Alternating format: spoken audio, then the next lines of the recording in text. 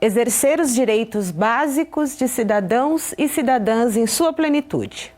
O direito de existir como ser político que faz a leitura, problematiza, intervém e transforma a sua realidade.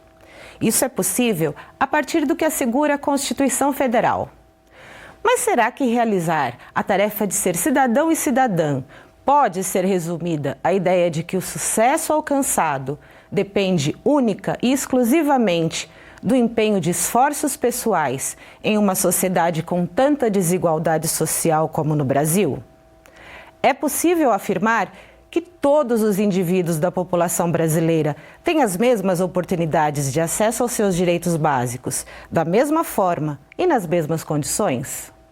Para caminhar por essas reflexões, é necessário observar que a efetivação de um Estado democrático de direito deve propiciar ações que busquem corrigir as injustiças procedentes de uma política de exclusão que teve início no processo da escravização no país e deve criar estratégias de combate e eliminação da desigualdade social. Essa que tem como base a diferença que privilegia, limita ou exclui determinados grupos sociais na realização do exercício de seus direitos.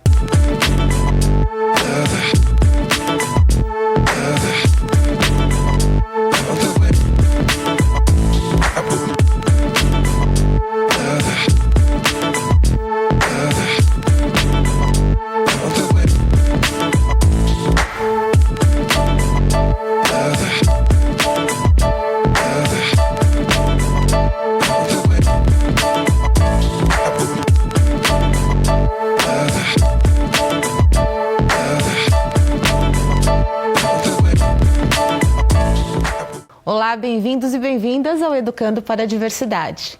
Nosso programa conta com o apoio do convênio Unesp Santander, que busca incentivar a realização de uma educação que valoriza e respeita as diferenças na construção de uma sociedade democrática e inclusiva. No programa de hoje, nós vamos falar sobre a distribuição dos privilégios no Brasil.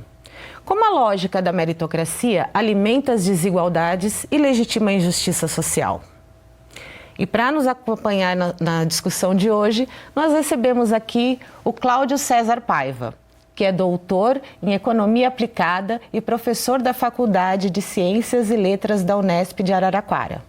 Também está aqui com a gente o Chico Maia, que é consultor de projetos e tem experiência na área de gestão e administração pública. Muito obrigada pela presença de vocês. É um prazer estar aqui e fazer esse diálogo hoje com vocês. Obrigado, Patrícia. Obrigado pelo convite. Obrigado, Patrícia. Então, para a gente conversar sobre esse nosso assunto, né, de distribuição de privilégios no Brasil, as desigualdades, injustiça social, direitos sociais, eu gostaria que a gente começasse fazendo a distinção desses dois termos, né? Privilégio e direito, né? Temos todos direito, mas como é que isso acaba se confundindo um pouco com privilégio, né? Direitos é tudo aquilo que, na minha opinião, tudo aquilo que nós construímos na Constituição de 1988, uma Constituição que criou condições, né, para que a sociedade brasileira pudesse olhar para o futuro, reconhecendo parte daquilo que o passado não tinha dado conta. Então, uma Constituição que criou, que garantiu uma série de direitos, de benefícios, de possibilidades para que o povo brasileiro contribuísse para a construção de uma nova nação. Muitos aproveitaram desses direitos para a construção de privilégios, tá? Então, nas minhas andanças, nas minhas relações com grande parte do organismo de Estado brasileiro, a gente tem percebido que algumas pessoas, né, filhos de determinadas famílias, com determinados sobrenomes, acabam constituindo uma geração de pessoas que estão dirigindo o Estado brasileiro, ou pessoas que estão dirigindo determinados organismos, ministérios, tá? Então, essa apropriação do Estado brasileiro na forma de privilégios, tem feito que vários direitos garantidos na nossa Constituição não cheguem na ponta. Eu diria, Chico, até uma coisa importante. Quer dizer, é histórico a apropriação do Estado brasileiro, e na economia a gente chama isso de rent-seeking, né? A apropriação de recursos públicos por determinadas classes sociais. Isso é histórico, né? Porque nós temos uma formação patrimonialista, nós temos uma lógica de país em que as classes mais abastadas sempre tiveram um acesso muito grande ao Estado brasileiro.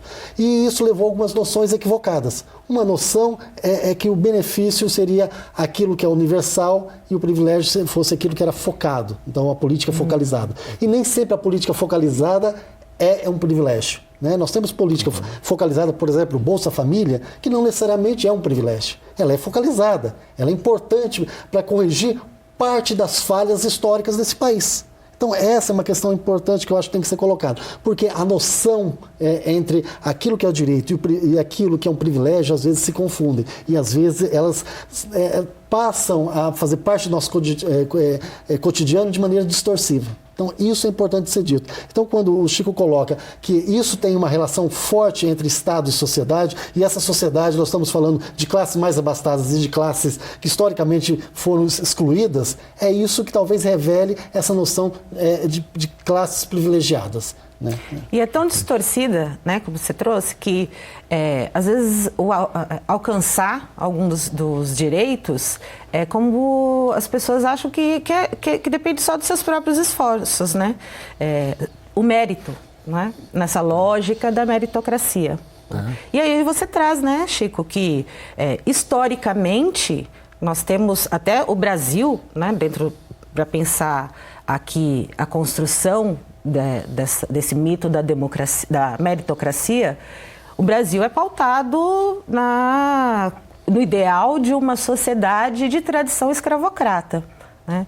Onde determinados grupos se sobressaem e pensam, né, o genocídio de outros grupos, né? Então isso faz muita diferença quando a gente vai pensar nos privilégios, nos direitos, na igualdade de oportunidades, não é isso? E nesse sistema, nessa lógica de privilégios que você, por si só, vai alcançar os seus direitos, né?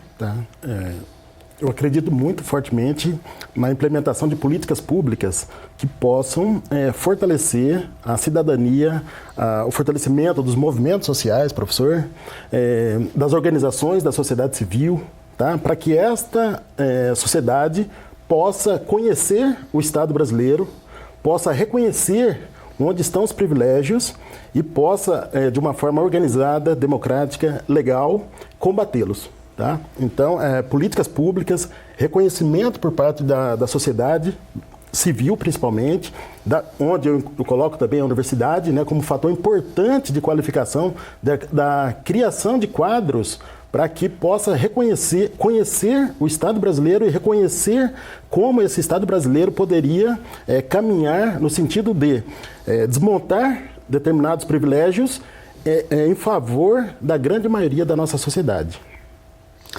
Eu diria ainda que a questão da meritocracia traz um problema mais grave, ao pressupor que as oportunidades estão abertas a todos.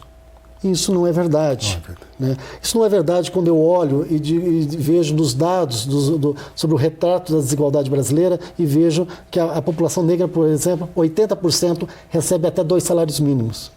65% das mulheres recebe até 1 salário mínimo e meio. Quando eu pego as 6 pessoas mais ricas desse país, eles têm a renda equivalente a 100 milhões de pessoas. Portanto, as oportunidades, se fossem iguais para todos, você teria uma igualdade, você não teria esse nível de desigualdade. Isso que nós estamos dizendo. Portanto, falar em meritocracia nessa situação é muito complicado. Não é uma disputa entre iguais. Se fosse entre iguais, teria resolvido. Portanto, a construção da nação ainda é algo para ser feito nesse país. E construção da nação se faz com políticas públicas, como o Chico colocou. Não é possível que você, nesse momento, fale em igualdade quando nós estamos falando em oportunidades bem diferentes. As pessoas não têm as oportunidades. Não é uma questão de querer apenas.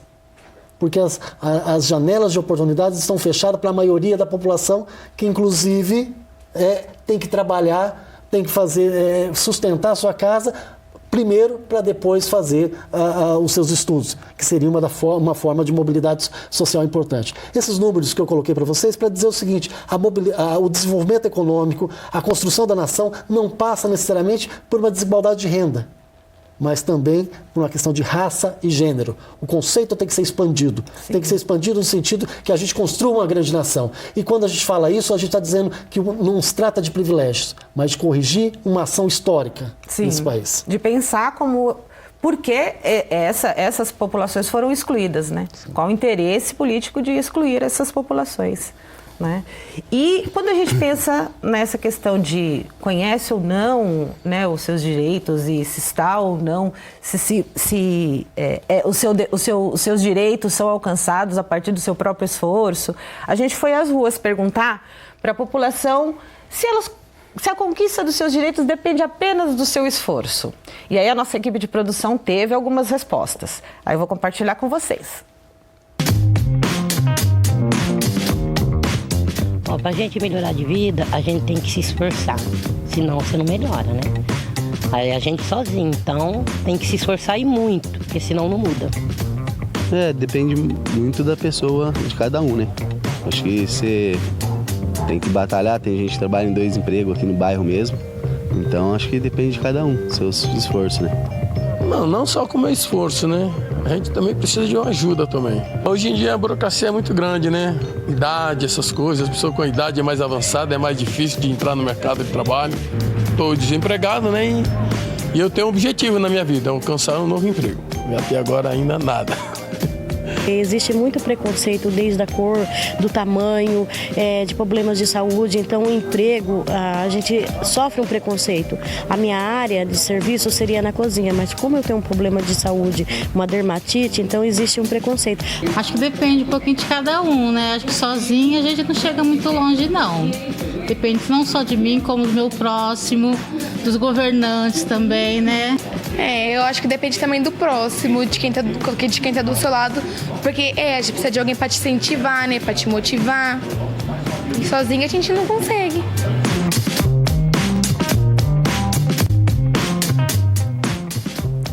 Sozinho a gente não consegue, né? E não é também para a gente conseguir sozinho, né?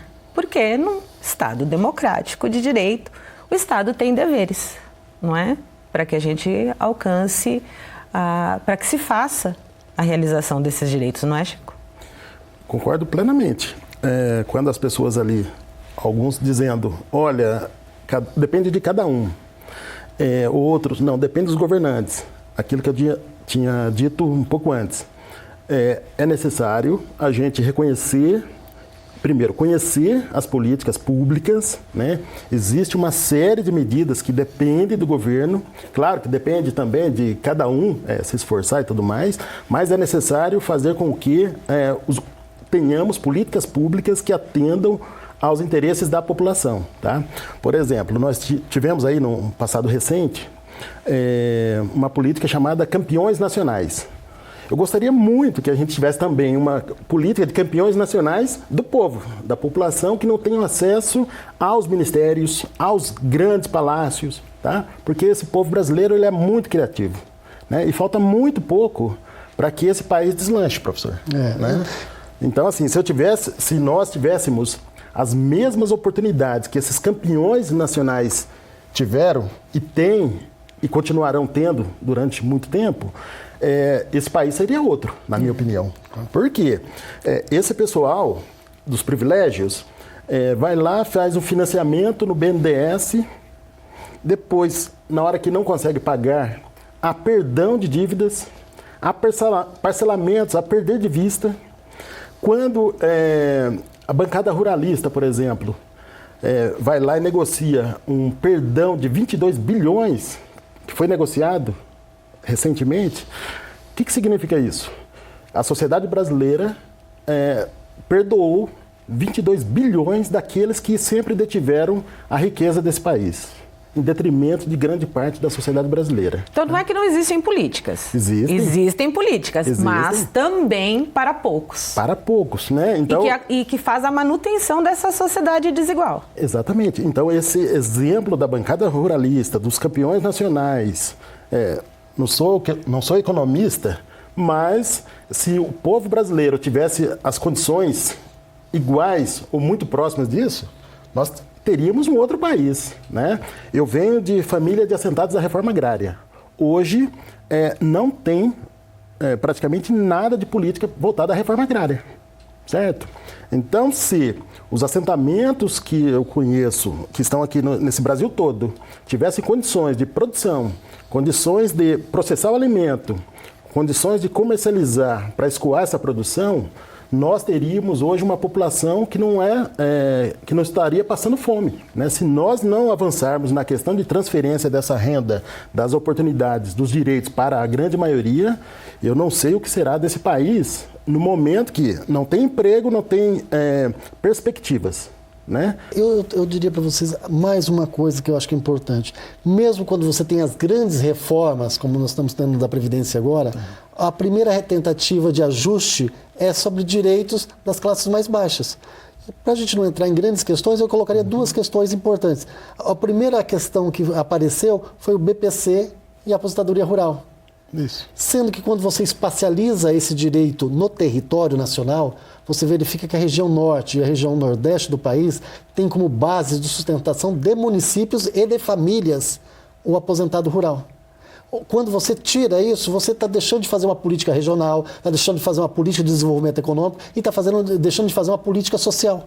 Você tira direitos com um impacto baixíssimo. Mas eles não contribuíram. Veja só, se você tira aquele direito, você está colocando aquela pessoa na fome extrema. Na fome extrema. Então, o cuidado com os direitos, isso tem que ser no sentido de garantir que aquilo seja a ideia de inclusão social de um país, para que a gente chegue a uma nação. Não em tratar que qualquer benefício social seja um privilégio. Porque aí você tira 22 bilhões e perdoa dos fazendeiros, por outro lado, porque tem uma bancada forte no Congresso, e por outro lado você tira alguns milhões, ou menos do que isso, às vezes de um Bolsa Família, de uma aposentadoria rural, que te sustenta. Quer dizer, você chegar na região nordeste do país e ver que algumas famílias, a pessoa fica muito feliz quando é aposentada, né? Ela ganha alguns parte negros ainda, a segunda alforria ocorre quando se aposenta. Porque pela primeira vez ele vai ter um salário mínimo por mês, nunca teve isso na vida. E então pensar o país estratégico. Não é única, exclusiva, mas a gente sabendo que existe a desigualdade de renda, ela aprofunda, né, as outras desigualdades e as outras desigualdades elas advêm de um pensamento de violência, né, de uma política que estrutura a nossa sociedade, né? Mas a gente vai continuar falando disso e vai ser no próximo bloco, porque agora o Educando para a Diversidade vai para um breve intervalo. Até já! Tem pessoas que nascem e nunca precisam trabalhar na vida e já tem, às vezes, gerações garantidas. Então, como que a gente pode falar que a gente tem as mesmas oportunidades se tem gente que nunca precisou trabalhar e tem gente aqui na vila que a gente vê uma mãe, por exemplo, de família, tem 2 empregos. E daí o pessoal até fala, nossa, olha que batalhadora, mas para mim isso é romantizar o sofrimento alheio. Porque, poxa vida, a pessoa tem que ter 2 empregos para conseguir, às vezes, ter uma renda de R$ 1.500, que às vezes mal sustenta a família. E, às vezes, não consegue dar atenção para os filhos. Então, como que a gente vai falar de igualdades, né, de oportunidades iguais? Isso é uma ilusão.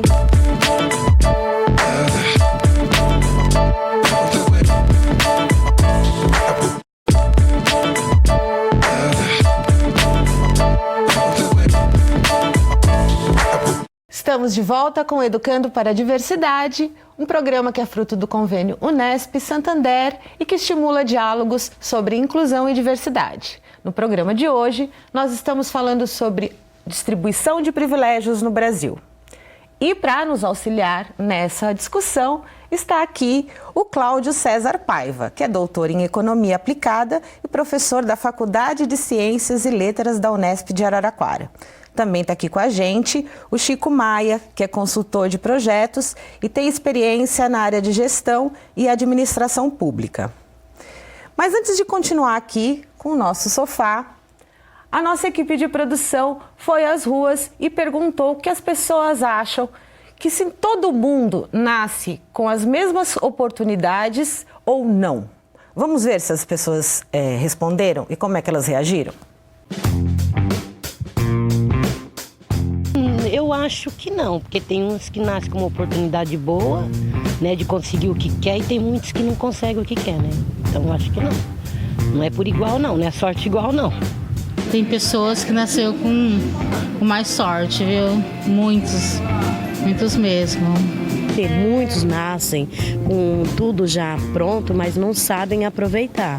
Então não é todo mundo que nasce com as mesmas chances. Dos pobres está excluído, viu? Só o rico que tem maior oportunidade. Tem pessoas que já nascem com dinheiro e não precisa lutar. Agora tem bastante gente que não tem, que luta para ter, para conseguir o que a pessoa já nasce tendo.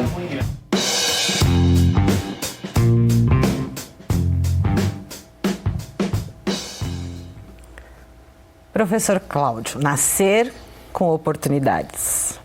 Veja, os próprios entrevistados falam em sorte, falam em maneiras de que alguns têm teve mais oportunidade porque, de certa maneira, já nasceram mais ricos. Na verdade, o que nós estamos dizendo é o seguinte: não se trata de sorte, se trata de uma relação histórica, de uma relação de trabalho, relação de patriarcado, uma relação muito maior que envolve direito à cidade, à cidadania, ao país. Por que estou dizendo isso? Porque não é a pessoa só querer. Às vezes ela não tem as oportunidades, e a oportunidade significa dizer o seguinte: ela tem que escolher entre trabalhar e estudar. Ela tem que escolher entre colocar um prato de comida para a família ou tentar fazer um curso de aperfeiçoamento. Então, às vezes, as escolhas são muito difíceis de serem ditas, para serem feitas. E no sentido de dizer para você o seguinte: nunca na história desse país as oportunidades foram iguais a todos. Nem a universidade pública garantiu isso.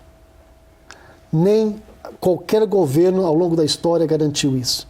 Porque nós passamos por um momento que surge e se constrói em cima de uma sociedade escravocrata e uma sociedade onde o patriarcado é muito forte. Sim. E aí você tem uma dificuldade, dentro dessa lógica, de construir coisas básicas. Né? Eu estou falando coisas básicas porque nós mantemos uma situação muito diferente de uma sociedade desenvolvida. Eu acho que a relação, por exemplo, da classe média com a empregada no Brasil é talvez um dos símbolos de maior subdesenvolvimento. Uhum. Basta dizer que até poucos anos atrás as empregadas domésticas eram um caso especial. Por quê? Porque elas não tinham todos os direitos garantidos, que eram garantidos a todos os trabalhadores. Por exemplo, o fundo de garantia. Pois é. Então isso é triste. Quem são essas empregadas domésticas? Então, dizer que as oportunidades estão para todos não é verdade.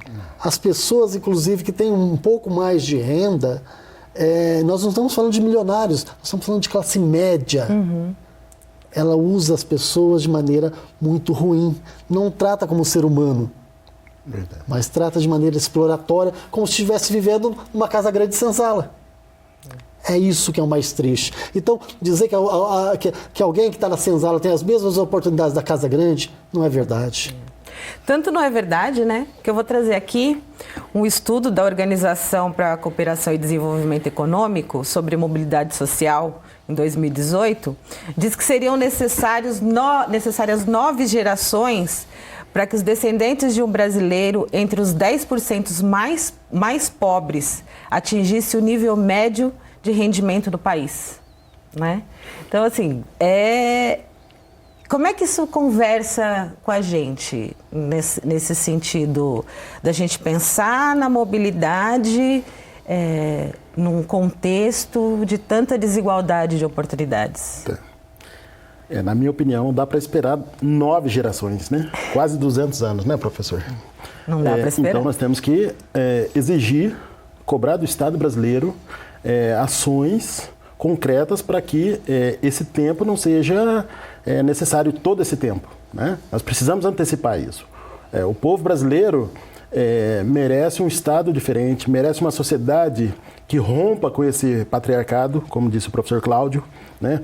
Que aponte a necessidade de construirmos dignidade, né? Então o professor está citando aqui exemplo da empregada doméstica. Eu tenho na família várias parentes empregadas domésticas. E esta relação de expropriação, de exploração do homem ou mesmo da mulher, né, que está numa situação um pouco melhor dessa outra situação de necessidade do emprego. Nós temos uma sociedade que está dizendo que nós temos quase 13 milhões de desempregados, né? Então, numa situação econômica onde as pessoas, grande parte da população não tem um prato de comida, e sabendo que lá fora tem 13 milhões na fila, então também nós temos casos e voltamos a ter, ou melhor, voltamos a constatar, né, isso a Comissão Pastoral da Terra está dizendo, trabalho análogo ao de escravo.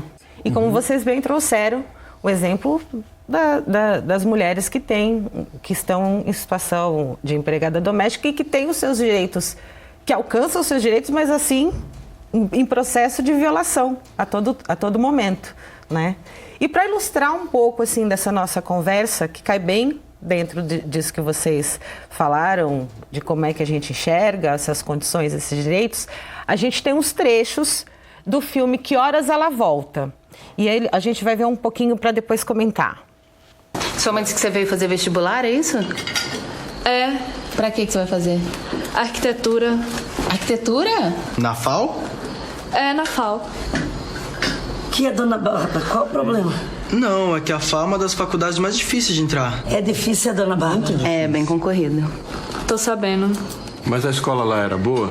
O ensino de lá? Isso. Não era muito bom, não. Ai, tadinha. Ô, Jéssica, quem é que botou a mesa no café? Foi Bárbara. Quem é Bárbara? Não é dona Bárbara. Parece que, ó, Bárbara. E tu não pode sentar na mesa dele, não, rapaz. Oxi, qual que é a mesa deles, não? É essa aí. E cadê a outra que eu não tô vendo? Vou comer em pé? Sinceramente, Val, não sei como é que tu aguenta, viu? Como é que eu aguento o quê? Ser tratada desse jeito, que nem uma cidadã de segunda classe. Isso aqui é pior que a Índia. Não vem com essas conversas difíceis, negócio de Índia, não. Que tu é metida, isso que tu é. Isso tudo é muito escroto, isso sim. Ó, palavrão. Que eu não gosto de palavrão. Tu é que se acha? Tu se acha melhor que todo mundo. Tu é superior a todo mundo. Não me acho melhor não, Vá. Só não me acho pior, entendeu? Diferente. Tu ainda vai conseguir fazer eu perder esse emprego.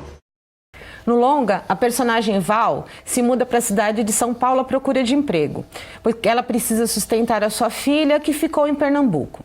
Mas após 13 anos trabalhando e morando na casa da dona Bárbara, a Val precisa conviver com a filha, que chega na capital para prestar o vestibular. E temos aí aquela questão, né? Todos aqueles personagens discutindo sobre a educação, por exemplo, não é? Eu diria o seguinte, esse filme é uma tradução muito concreta daquilo que eu falei agora há pouco, de uma das fraturas da sociedade brasileira. A forma com que você encara algumas pessoas no seu dia a dia, no seu cotidiano mesmo, né? Esse filme, quando você começa a olhar, primeiro, é um tratamento, aquela história do Casagrande Senzala aparece muito retratado, porque a empregada nordestina, né, vem para São Paulo, dorme no emprego, portanto, trabalha muito mais do que o mínimo de 8 horas, ela vai muito além disso, porque ela, a todo momento, ela não almoça e nem janta na mesa com as pessoas da família. Portanto, é bem depois disso que as pessoas almoçaram e jantaram que ela vai ter o direito a fazer as refeições. Isso retrata um pouco o que é a sociedade, né? Dessas coisas do tratamento desigual. As oportunidades não estão abertas a todos. E quando a filha vem, né, a filha já em tempos de vestibular, e diz, eu vou prestar para uma das melhores faculdades do Brasil, a FAO, ela vai, mas peraí, você não estudou, é só quem faz os melhores colégios que tem direito a entrar na FAO. E aí como que você tem essa pretensão? Se você olha uma outra parte do filme, que esse filme foi um que eu gostei muito, quando você olha e a empregada começa a comemorar o resultado da filha, da pontuação da filha na primeira fase, a patroa olha aquilo e fica indignada. Não, mas isso é só a primeira fase. Isso foi uma sorte. Olha, não se iluda, tem a segunda fase e é muito mais difícil. Ela não sente prazer numa superação, numa mobilidade que estava à vista ali. Isso é muito ruim. Quer dizer, você trata mal uma pessoa que praticamente fazia parte da sua família, porque criou o filho daquela senhora, daquele casal. Mas também tem um outro fator, né, Chico? Vencer essa lógica, né, de que assim, existe um esforço próprio para que você possa alcançar o sucesso no vestibular. Também tem um olhar ali de preconceito, né? Como é que você, do lugar de onde vem, né, tem condições de chegar aonde o meu filho está, né? Que é o da mãe. Então, eu acho que uma coisa que reforça a outra, né? Exatamente. O retrato que esse filme mostra é que a Casa Grande, como o professor disse, ela está presente e muito viva na sociedade. Tá? Então, o fato da menina querer fazer a faculdade numa das melhores faculdades do Brasil, mas é uma afronta é um enfrentamento a essa realidade. Né? Então, eu vejo assim, a educação é um grande fator de mobilidade e mobilidade social. Né? Por outro lado, eu tenho visto aqui a quantidade de pessoas que não teriam acesso às universidades vindo fazer cursinho pré-vestibular, por exemplo. Tá? Por quê? É um sintoma da nossa educação de nível médio que tem falhado. Tá? Então, essa falha da educação para com o aluno que frequenta a escola pública, na sua grande maioria, tem feito com que parte dessa população procure cursinhos pré-vestibulares, como nós oferecemos aqui na Unesp, né? Para poder essas pessoas poderem usufruir de FIES, por exemplo, porque se a pessoa também não tiver uma boa classificação, ele não vai ter acesso nem à universidade e muito menos ao financiamento na universidade privada. Então, o futuro da nação está em ampliar a sua base de captação desses talentos, fixar, criar condições para que eles permaneçam na universidade com ensino superior gratuito, público, de qualidade, moradia, alimentação, transporte, porque as pessoas, não basta passar na universidade. Depois o acesso à permanência, né? Ele tem que permanecer na universidade. E isso é um grande desafio. E isso a gente vai também conversar aqui no Educando, mas vai ser no próximo bloco. Perfeito. Porque agora a gente vai novamente para o intervalo e volta já. Se eu pudesse, eu dava um toque em meu destino. Não seria um peregrino nesse imenso mundo cão, e nem um bom menino que vendeu limão e trabalhou na feira pra comprar seu pão. Nem um bom menino que vendeu limão e trabalhou na feira pra comprar seu pão. Não aprendi as maldades que essa vida tem, mataria minha fome sem ter que roubar ninguém. Juro que eu não conhecia a famosa Funabem, onde foi minha morada desde os tempos de neném. É ruim acordar de madrugada pra vender bala no trem. Se eu pudesse eu tocava em meu destino, hoje eu seria alguém. É ruim acordar de madrugada pra vender bala no trem. Se eu pudesse eu tocava em meu destino, hoje eu seria alguém. Seria eu um intelectual, mas como não tive chance de ter estudado em colégio legal, Muitos me chamam pivete, mas poucos me deram apoio moral. Se eu pudesse eu não seria um problema social. Se eu pudesse eu não seria um problema social. Se eu pudesse eu não seria um problema social. Se eu pudesse eu não seria um problema social.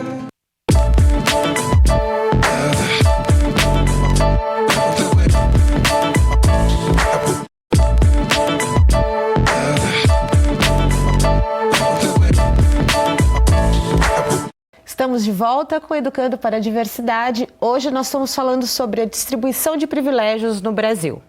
Para conversar com a gente, está aqui o professor Cláudio César Paiva, que é doutor em Economia Aplicada e ele é professor na Faculdade de Ciências e Letras da Unesp de Araraquara. Também está aqui o Chico Maia, que é consultor de projetos e tem experiência na área de gestão e administração pública. E a Unesp foi a pioneira no estado de São Paulo ao adotar o sistema de reserva de vagas para a educação básica pública em seu vestibular no ano de 2014. E desde o ano de 2018, metade dessas vagas são oferecidas e destinadas a candidatos que cursam integralmente o ensino médio em escolas públicas. Deste total, 35% são reservadas a pretos, pardos e indígenas.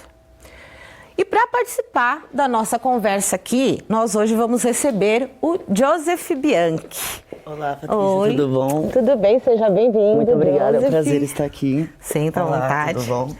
O Joseph é um dos beneficiários do sistema de reserva de vagas, não é mesmo, Joseph? Sou mesmo.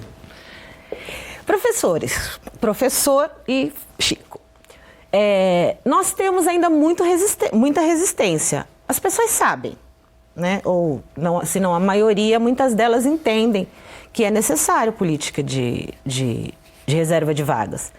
Mas também existe muita resistência em relação a essa política, não é? Eu diria o seguinte, a questão das cotas criou uma resistência imensa, né?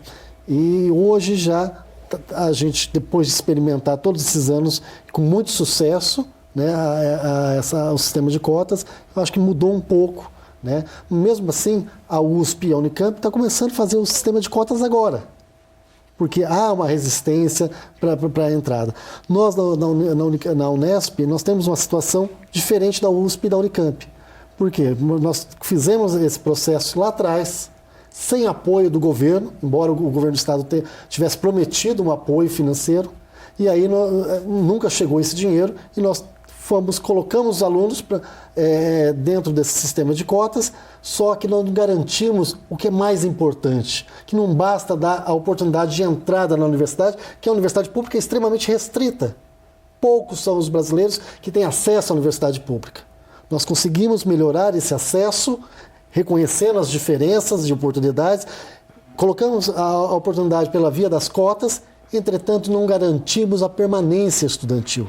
Permanência é um elemento central para que os cotistas tenham condições de se formar. Outro mito que se coloca, mas vai piorar muito a qualidade da universidade. Mentira, né? Há dificuldades, sim, como há diversas outras dificuldades. Alunos que entraram pelo sistema de vestibular também têm dificuldade. Há cursos em que tem a questão da matemática e da bioquímica complica muito a situação. Entretanto, na grande maioria, o resultado é extremamente positivo e o aluno cotista não fica atrás. Então, é uma política que tem que ser feita, aprofundada, mas o governo do Estado tem que participar. O governo do Estado não pode lavar as mãos e falar, fique para a universidade sozinha fazer a redistribuição de renda, fazer a incorporação. É necessário que ele entre forte, sobretudo com a permanência estudantil. Não é possível que você tenha dificuldade, hoje a Unesp tem uma grande dificuldade, e mantenha, por exemplo, um restaurante universitário que é fundamental, em Araraquara, por exemplo, 5 anos fechados. Que os benefícios que é dado hoje da permanência seja um por aluno, quando a gente precisava não só a moradia, mas a alimentação. Sim. Então, porque o aluno precisa de xerox, precisa de N coisas. Então, ele precisa se sentir pertencendo, né? Porque eu acho, a inclusão, ela faz isso, né? Se você tem uma política de inclusão, o pertencimento é isso. Isso. Né? E, Joseph, então conta pra gente desse seu processo de entrada. Como você sentiu essa questão do preconceito? Como é que é isso para você? Bem, infelizmente eu acho que a maior resistência e o preconceito muitas vezes parte dos próprios professores. Quando eles ingressaram nos concursos que efetivaram eles como professores, não existia ainda essa política pública de cotas da acessibilidade de pessoas que estavam à margem da sociedade para a universidade pública. Então acho que partindo disso, tem essa concepção de que como eles conseguiram, outros também podem, aí vem aquela questão da falácia da meritocracia. Então, mas ao mesmo tempo, por ser, digamos que é um preconceito meio que velado, não é algo escancarado, são discussões que são feitas, digamos, às escondidas dos corredores da universidade, não incisivamente, diretamente aos alunos, ou no caso, nunca foi diretamente a mim, mas são coisas que você percebe ao longo do cotidiano, das aulas, de acordo com a maneira que os professores passam as aulas, ou até mesmo a maneira que os colegas te olham assim que eles descobrem que você entrou por meio de cotas. No seu caso, de escola pública. Isso. Né? E você, nesse processo, né, de compreender, de entrar pela reserva de vagas e compreender o que é essa política, né? Como é que foi isso para você? Bem, eu ainda digo que eu tive o privilégio de vir de uma escola técnica, então, comparado com outras escolas públicas de ensino médio, eu ainda tive o privilégio de ter um ensino um pouco melhor. Mesmo que, muitas vezes, a própria escola já falava que não estava preparando para a universidade, era para o mercado de trabalho. Se você quisesse ingressar na universidade, seria por sua conta e próprio risco. Tanto que eu tive que trabalhar e, ao mesmo tempo, fazer um curso de redação extra, visando entrar na universidade, porque o meu objetivo sempre foi esse. E as cotas é um sistema muito importante, porque, e ao mesmo tempo que é importante, e que muitas pessoas se dizem contra, é a que mais possui fraudes. E aí entra nessa incógnita, por exemplo, você entra na sala de aula, no ano passado, 50% de alunos deveriam ser de escola pública, uma outra porcentagem de pretos, pardos e indígenas, os PPIs, só que você entra na sala de aula e você não vê essa realidade. Você não vê onde estão esses alunos negros, onde estão esses alunos de escola pública.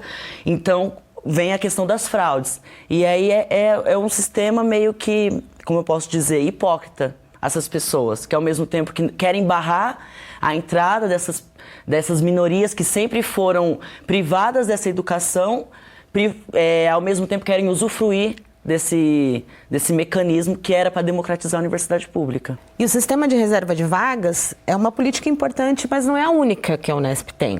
Ela tem uma outra iniciativa que auxilia os alunos da rede pública a se prepararem para o vestibular. São os cursinhos pré-universitários que a gente vai conhecer agora um pouquinho.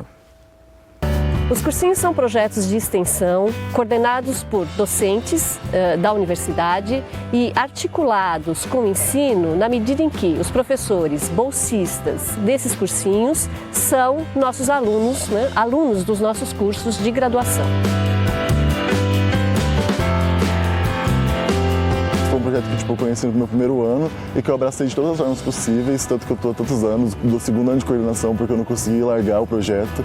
E é uma coisa que me ajuda, eu acho que tanto na parte, principalmente de uma questão mais humana, sabe? Assim, de estar perto das pessoas que têm uma realidade diferente da que eu tive, sabe? E poder ajudar elas também a conquistar um sonho que eu consegui conquistar. O nosso cursinho prepara principalmente para o vestibular da Unesp, mas não só para o vestibular da Unesp, para outros exames.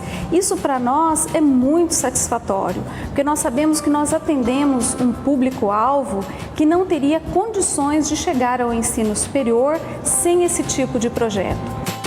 são 28 cursinhos distribuídos em diversas unidades da Unesp, o que significa que eles estão distribuídos por todo o estado de São Paulo, cada um deles com sua própria identidade e seu próprio nome. Essa é mais uma ação da universidade, né, voltada ao seu compromisso com o desenvolvimento regional do nosso estado. Eu vi sempre escola pública, então eu acho que é uma ótima oportunidade para quem vem de escola pública, desde o ensino fundamental, que carrega defasagem como eu. Eu não tenho condições de pagar um cursinho particular e eu acho que já tendo essa entrada aqui já é uma coisa que vai me ajudar muito vai ser um degrau a mais que eu vou subir para o meu objetivo. Muitos dos alunos que frequentam o CUCA, nos diversos núcleos que nós possuímos, eles nunca teriam a possibilidade de pagar um cursinho. Então, eu vejo como um dos programas de maior efetividade da universidade, de apoio e de serviço e de intersecção com a comunidade. É importante que as pessoas saibam da existência desse cursinho para que elas possam sonhar mais alto, porque às vezes o sonho termina no bolso, né? Quando não tem como pagar um cursinho.